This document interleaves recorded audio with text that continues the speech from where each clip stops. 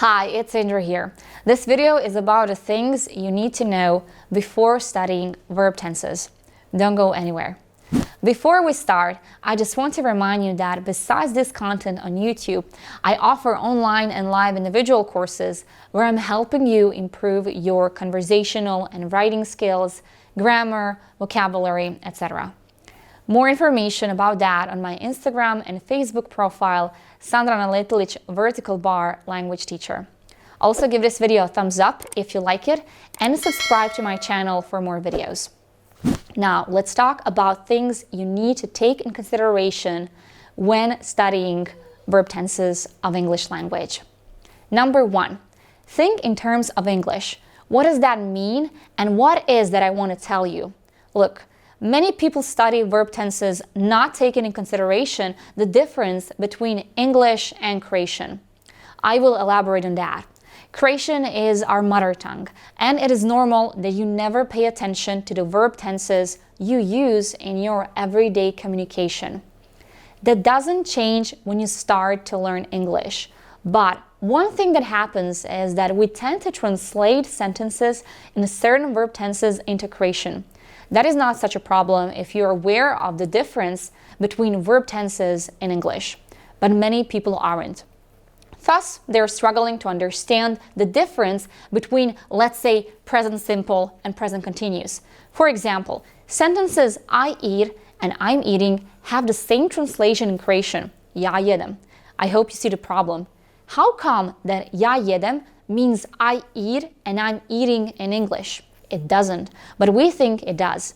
When looking at sentences, I eat and I'm eating, the structure itself reveals two different verb tenses. It is out of great importance to be aware of that. In Croatian, you basically use only present, past, and future tense, these three for present, past, and future time reference. While, on the other hand, English has a couple of tenses for each time reference.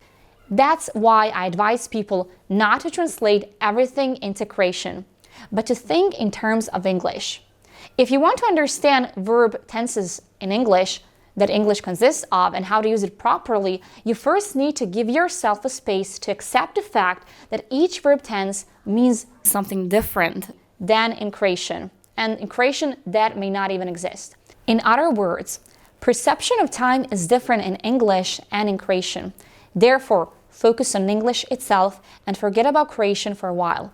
To be honest, I pretty much don't know why they've decided to have, for example, past simple, past continuous, present perfect continuous, and other past verb tenses, but they do, and that's it. That's what makes learning languages so challenging.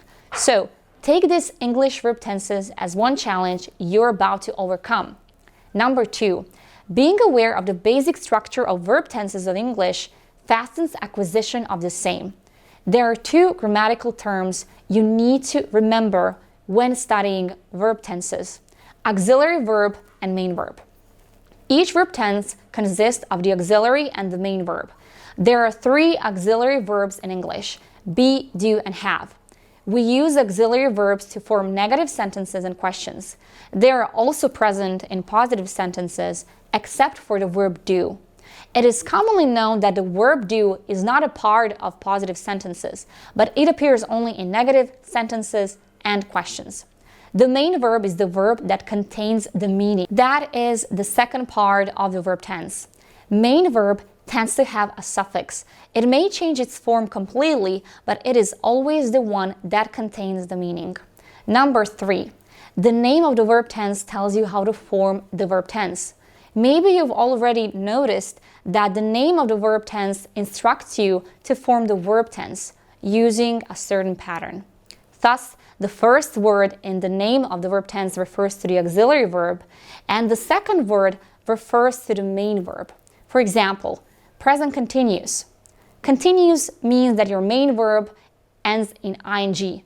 Ing suffix requires having the verb be as the auxiliary verb, and that the verb be is going to be in present tense due to the first word in the name of the verb tense.